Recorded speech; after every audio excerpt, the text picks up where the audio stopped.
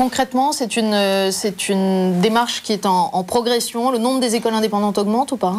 Oui, c'est une démarche qui explose très clairement. À cause de la crise qu'on évoquait tout à l'heure? Vous savez, c'est un jeu de domino. C'est-à-dire, comme l'école publique est dans une crise épouvantable, l'école privée sous contrat a énormément de demandes qui excèdent largement les demandes liées directement à l'objectif catholique, ça tout le monde le sait, et comme l'école catholique sous contrat est d'une part corsetée par le nombre, puisque les écoles catholiques ne peuvent pas se développer autant qu'elles seraient en droit de le faire, parce qu'il y a quand même un droit à la liberté d'éducation en France, droit constitutionnel. Mais des quotas.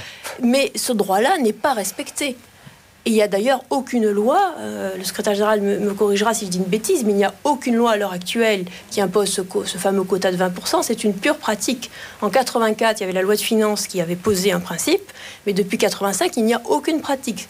C'est-à-dire que les gouvernements actuels entérinent une logique de pénurie, de rationalisation de l'offre, qui fait que les parents sont privés d'un droit légitime, qui est le droit de choisir l'école de leurs enfants. Et que les enseignants eux-mêmes sont privés d'un droit légitime, qui est de choisir l'école dans laquelle ils vont enseigner. On gère les enseignants comme finalement des espèces d'agents exécutifs qui doivent obéir aux ordres de la rue de Grenelle, comme on dit, c'est-à-dire de l'éducation nationale, comme si c'était des petits agents exécutifs. Alors que les enseignants, d'ailleurs ce terme d'enseignant est horrible, je ne devrais pas l'utiliser, les professeurs, les maîtres d'école sont là pour, en hommes libres, debout, disons héritiers d'une grande tradition, faire leur métier en toute responsabilité. Et la force des écoles indépendantes, c'est justement d'être fondées sur ces professeurs. Et ces professeurs ne peuvent se défausser sur personne. C'est-à-dire que s'il y a quelque chose qui ne va pas, c'est eux les responsables. Ils ne peuvent pas se retourner et dire « Ah, c'est l'académie, c'est le rectorat, c'est le diocèse, c'est je ne sais qui ». Alors, ça pose d'autres questions auxquelles on reviendra tout à l'heure, mais vous évoquiez à l'instant les raisons pour lesquelles les parents choisissent l'enseignement catholique. Nous avons voulu en savoir plus à ce sujet et Guillaume Roubert est allé à la sortie de 2 établissements scolaires à Paris, dans le 17e arrondissement, et à Montmartre. On écoute les motivations des parents pour avoir inscrit là leurs enfants.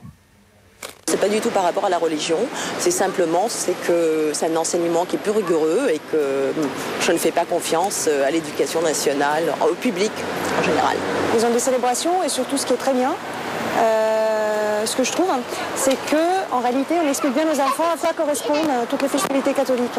Dans ma famille, c'était pas une habitude, on allait à l'école publique et c'est un hasard mais qui s'est révélé une bonne chose. Je suis très contente, il y a une grande écoute. Envers les enfants et puis on leur apprend également le respect, je crois, des autres. Il y a d'autres enfants d'autres horizons et c'est ouvert, il y a des musulmans aussi, donc il n'y a aucune obligation mais il y a quand même un moment d'éveil à la religion. Parce que je trouve que le suivi est meilleur, que la prise en charge se fait de façon totalement transparente, que les professeurs sont très disponibles et que voilà, j'ai moi-même été dans le privé quand j'étais petite, j'en garde un très bon souvenir. C'est important également qu'ils reçoivent un certain principe d'éducation et qu'on leur transmette des valeurs qui sont bien entendu les valeurs chrétiennes, mais au-delà des valeurs qu'il est important de conserver, des valeurs morales. Une plus grande disponibilité des enseignants et puis des valeurs importantes de partage et autres, de respect de l'autre qui, je pense, sont davantage mises en avant dans une école catholique que dans une école publique. Pour être cohérente avec ce que je leur raconte à la maison. Et voilà, et pour avoir un relais. Parce que chez nous, c'est pas forcément toujours très clair. Parce que je suis catholique. Et que donc j'ai envie qu'ils reçoivent la même éducation religieuse que moi. On considère qu'une éducation strictement scolaire était insuffisante et qu'on voulait qu'elle soit complétée par des valeurs morales, par une culture religieuse qui était la nôtre. Alors on voit bien là la diversité des motivations des parents. Pendant ce reportage, j'interrogeais Madame Dintrosgas et Monsieur Delabarre sur le pourcentage de parents, pour autant qu'on le sache, qui choisissent l'enseignement catholique parce qu'il est catholique. C'est 12 à 15%. Monseigneur Aumônier, comment vous considérez ce chiffre? Qu'est-ce que ça vous fait? Vous savez, les sondages, je n'ai jamais beaucoup cru aux sondages. Simplement, ce que je crois, c'est que les personnes qui inscrivent leur enfant et qui demandent que l'enfant soit dans une école catholique, ils l'ont d'ailleurs tous dit, pratiquement tous, dans l'interview que vous avez fait, alors, les uns vont dire parce que c'est catholique, les autres vont dire parce qu'il y a le catéchisme, les autres vont dire parce que c'est sérieux, mais enfin, en gros, ils disent tous, c'est parce qu'il y a un climat un climat éducatif dont ils reconnaissent la valeur. Bon. Il dit justement le mot valeur, parce qu'il y a des valeurs, on leur enseigne des valeurs. Mais des valeurs, c'est pas la foi. Comme vous y allez, la foi, c'est pas quelque chose de, c'est pas abstrait, ça s'incarne dans des choses qu'on croit, des choses qu'on estime bonnes, d'autres qu'on estime mauvaises, et donc peut-être que le mot valeur est trop vague et qu'il faut le préciser, même certainement. Il suffit pas de dire des valeurs chrétiennes, il faut voir ce que ça veut dire. Ça veut dire le respect de la personne, ça veut dire le plus petit, le dernier de classe, on y fait plus attention et aussi attention qu'au premier. Ça veut dire qu'on n'accorde pas la première importance aux purs résultats scolaires, bien qu'on y fasse attention quand même. C'est la personne qui compte, c'est tout ça qui... Et puis, c'est la charité fraternelle, enfin, l'estime mutuelle et l'entente des profs les uns avec les autres. Tout ça fait un climat éducatif. Or ça, les personnes qui inscrivent dans ces établissements le savent, le reconnaissent. Alors, ils n'ont pas l'exprimer de façon aussi savante que certains. Mais c'est ça qu'ils disent. Et pour autant, ce sont des gens qui, les uns ont la foi, les autres ne l'ont pas, les uns sont catholiques, les autres ne sont pas catholiques, et tant mieux, parce que l'école catholique, je crois, c'est sa grande chance, vit dans ce monde, dans cette société, et évidemment, il serait tout à fait bizarre qu'elle échappe aux questions nombreuses qui ont été posées, au moins certaines d'entre elles qui ont été posées tout à l'heure, en disant, il y a des secousses et il y a des défis devant lesquels nous nous trouvons. Personnellement, je trouve que toute généralité est abusive et quelqu'un de célèbre a dit que quand on généralise, on finit par risquer d'être insignifiant. Ce que je veux dire, c'est que il y a effectivement des problèmes qui sont des défis posés à tout le monde. Et je pense que l'enseignement catholique, étant en pleine patte dans la société, peut dire des choses à l'ensemble de la société. Et nous n'avons de leçons à donner à personne, mais en même temps, si on a découvert quelques petites choses, même des choses très importantes, c'est bien de les dire. D'où l'importance d'un dialogue comme celui que nous avons, dont j'espère qu'il ne sera pas entendu comme une pure et simple critique de l'enseignement en disant c'est la crise, il n'y a plus rien, c'est zéro barométrique. Enfin, là, je pense qu'il faut nommer les problèmes, mais en même temps les situer.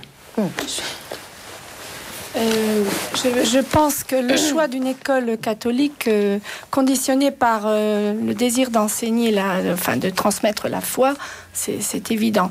Maintenant, tout ce que vous dites, question de valeur, de goût du travail, de respect de l'autre, etc., une école laïque peut aussi le donner. Oui, dans la mesure où on rend la possibilité au maître d'école, à l'instituteur d'enseigner, de transmettre des savoirs, dans la mesure où on lui donne des programmes consistants, revus à la hausse, dans la mesure où on donne des horaires possibles en français, en maths et dans les matières principales, cette école-là a fonctionné avant et pouvait aussi transmettre ces fameuses valeurs.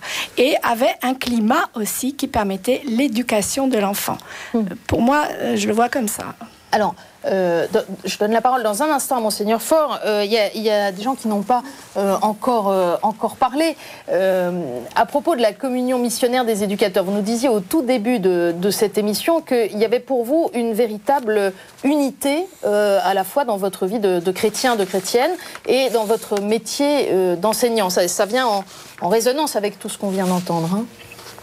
Oui, l'enjeu pour un professeur chrétien, c'est à la fois de réussir à être un bon professeur, à enseigner de manière valable, solide, avec une pédagogie bien appropriée à l'enfant, mais aussi de remplir sa mission de chrétien. Et l'enjeu de la communion missionnaire des éducateurs est justement de nous aider à articuler ces deux dimensions qui ne sont pas toujours faciles à mener ensemble. D'abord parce que, par exemple, moi je fais partie d'une génération un peu sacrifiée. J'ai fait ma scolarité dans les années 70-80. C'est une génération qui n'a pas reçu finalement ces fameuses bases solides et qui a subi des évolutions qu'il faut maintenant combler. Donc il s'agit vraiment de se former soi-même pour pouvoir transmettre quelque chose de valable. Et puis l'intérêt aussi, c'est d'échanger des expériences, d'emprunter à l'expérience des professeurs plus âgés pour progresser dans cette transmission.